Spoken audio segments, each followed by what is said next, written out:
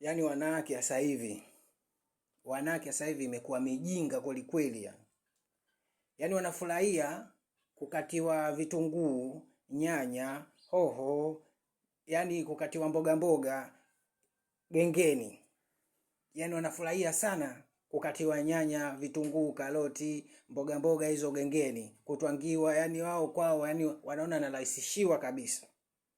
Lakini kumbe ndio wanajipotosha. Ule umaridadi na ustadi wa upishi unapotea. Mwanamke aliyekuwa akakamilika anachambua mboga mwenyewe. Mwanamke aliyekamilika anakata kitunguu mwenyewe. Mwanamke aliyekamilika anakata hoho mwenyewe, karoti mwenyewe.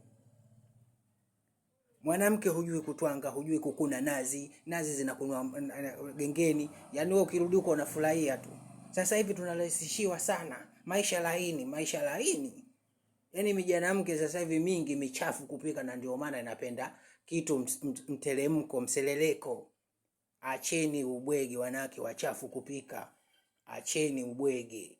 Mwanamke lazima ukae chini, mwanaume aone unavyochambua mboga, unavyokata kitunguu, unavyokata karoti, ndivyo inavyotakiwa.